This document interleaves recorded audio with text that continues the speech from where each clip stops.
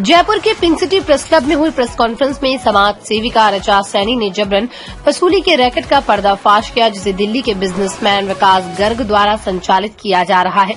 Press वार्ता में ऋचा सैनी ने बताया कि विकास द्वारा काफी फर्जी एफआईआर दर्ज कराई गई है।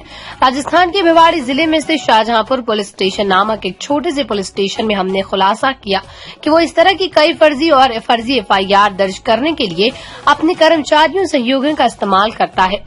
ब्लैकमेल करने, परेशान करने और बाद में जबरन वसूली करने के लिए कई निर्दोष व्यापारियों के खिलाफ विकास गर्ग पर हुए इस खुलासे के ताजा हिस्से में शाहजहांपुर में दर्ज एफआईआर संख्या 258/2020 शामिल है।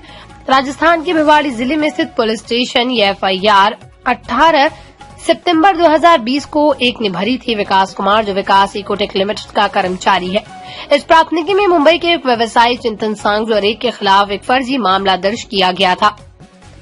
अनुसूचित जाति अनुसूचित जनजाति अधिनियम के संबंधित एक अज्ञात व्यक्ति, ये ध्यान दिया जाना चाहिए कि कथित घटना की तारीख 7 फरवरी 2020 और 7 महीने की काफी देरी के बाद एफआईआर दर्ज की गई है। एफआईआर में दिए गए ब्यौरे के अनुसार विकास कुमार सहित Vikas Ecotech Limited company Subhash Dixit को श्री चिंतन संघवी और उनके सहयोगियों के आसपास कुछ संपत्तियों को दिखाने का काम किया है और शाहजहांपुर के पास के कारखाने और जाते समय जब वो होटल में दोपहर का भोजन करने के लिए रुके, जयपुर दिल्ली हाईवे पर स्पाइस एंड स्पेन्स वहीं खाना खाने के बाद उनकी बातचीत हुई और विकास कुमार की जाति पूछने पर चिंतन को पता चला कि उसकी जात है तो वो भड़क गया। किसी निम्न जाति के व्यक्ति का भोजन कथित तौर पर विकास कुमार को गाली दी गई और जाति सूचक बताया गया। संबंधित नाम चिंतन सांघवी और उनके अज्ञात सहयोगी उनके द्वारा पीटा गया। बाद में चिंतन सांघवी और उनके सहयोगी ने ड्राइवर सुभाष दीक्षित को विकास कुमार को रास्ते पर छोड़ने के लिए कहा। राजमार्ग और जाओ एक झूठी और मनगढ़ंत एफआईआर जो पूरी तरह से फर्जी और दुर्भावना से भरी हुई है। विकास गर्ग द्वारा अभियुक्त के रूप में नामित किए गए चिंतन सांघवी को परेशान करने का इरादा विभिन्न मामले इस एफआईआर की जांच की गई। बंद करने के पीछे एक कारण थे। एफआईआर दर्ज करने में 7 महीने की देरी, शिकायतकर्ता 3 महीने तक बयान दर्ज कराने नहीं आया, शिकायतकर्ता एफआईआर में उल्लेखित पते पर उपलब्ध नहीं था और वहां 2 साल से रह रहा था। पहले प्राथमिकी में शिकायतकर्ता ने एक होटल का नाम लिया जो मौजूद नहीं था और जांच के दौरान उनके दावे में एक होटल और खुशी शिकायतकर्ता की सीडीआर लोकेशन में कथित घटना वाले दिन उसकी लोकेशन दिल्ली दिखाई दी गई। इससे साबित होता है कि ये पूरी तरह से फर्जी मामला है। साथ ही दिनांक 17 दिसंबर 2021 को दर्ज बयानों के अनुसार शिकायतकर्ता का दावा है कि उसने अपने बयान में दूसरे आरोपी व्यक्ति के बारे में ड्राइवर के अलावा कोई जानकारी नहीं है। सुभाष दीक्षित का दावा है कि उनके दूसरे आरोपी व्यक्ति अनिल शाह, राजू शाह के बारे में जानकारी थी। घटना के दिन से बयान एक ही कंपनी में काम करने वाले दूसरे व्यक्ति एक को कैसे जान सकते हैं। व्यक्ति व अन्य अपने बयानों या एफआईआर में उसका जिक्र तक नहीं करते। अब अनिल शाह जो एफआईआर में नामित दूसरे व्यक्ति और पहले भी उसका निशाना बन चुके हैं। विकास उसने नई दिल्ली में दर्ज प्राथमिकी संख्या 112/2020 में दायर फर्जी बलात्कार मामले में फंसाने की कोशिश की।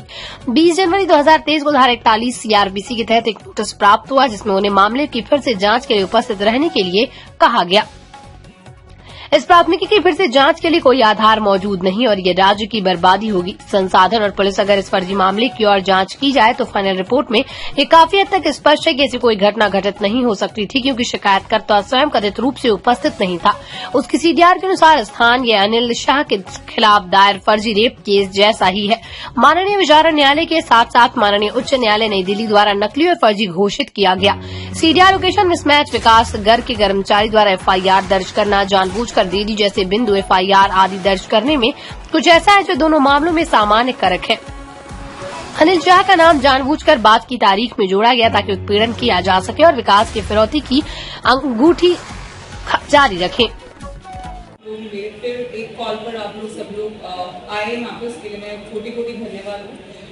लास्ट मैंने विकास गर्ग एक्सटॉर्शन केस को मैंने ओपन किया था, जो कि मुझे इनके लॉयर ने अप्रोच करा था, जो हाई कोर्ट में इनका केस फाइल कर रहे हैं, जिसमें अभी है चैप्टर 1, क्योंकि लास्ट भी आप लोगों ने मेरे से क्वेश्चन करे थे कि आप लोगों ने लास्ट टाइम भी सेम कॉन्फ्रेंस है, तो this is not same conference. Actually इसके अंदर हम लोग विकास गर्ग का चैप्टर 1 एक्सटॉर्शन केस को ओपन कर रहे हैं, जो कि है एफआईआर नंबर 258/2020।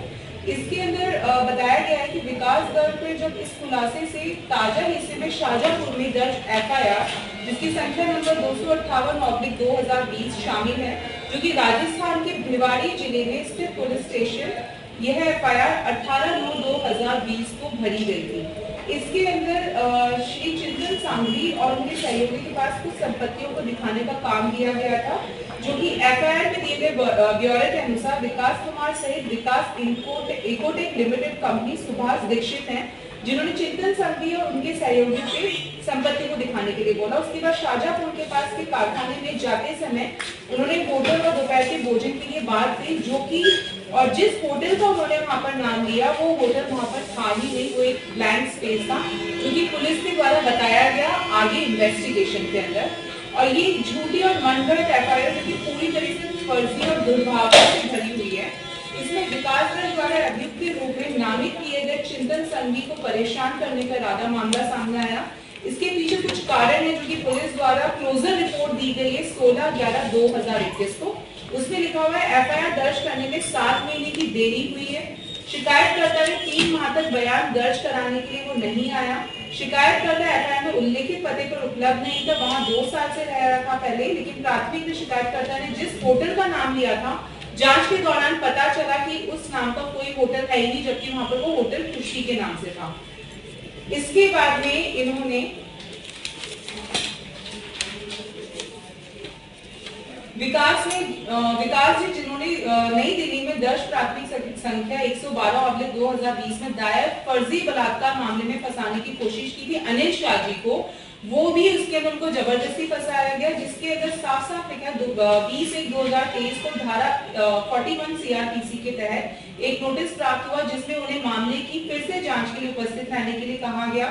एफआईआर 258/2020 में चौंकाने वाली बात यह आई सामने कि दूसरे आरोपी व्यक्तियों का नाम रिकॉर्ड में होने के बाद में भी 17/12/2021 को अनिल शाह को यह नोटिस दिए जाने से पहले पूरा 1 साल बीत गया था और इस प्राथमिकी की फिर से जांच के लिए आधार मौजूद नहीं है और ये राज्य की बर्बादी होगी। संसाधन और पुलिस अगर इस फर्जी मामले की जांच की जाए तो फाइनल रिपोर्ट में काफी हद तक स्पष्ट है, ये कोर्ट द्वारा बताया गया और ऐसी कोई घटना घटित ही नहीं हो सकती थी, क्योंकि शिकायतकर्ता स्वयं कथित रूप से उपस्थित नहीं था। उसकी सीडीआर के अनुसार यह अनिल शाह के खिलाफ फिर से दायर फर्जी केस जैसा हुआ। माननीय विचारण न्यायालय के साथ साथ माननीय उच्च न्यायालय नई दिल्ली द्वारा नकली और फर्जी घोषित किया गया। यही आप लोगों को बताने के लिए चैप्टर 1 विकास दल एक्सटॉर्शन केस 1 ये भी आप लोगों को बताना है।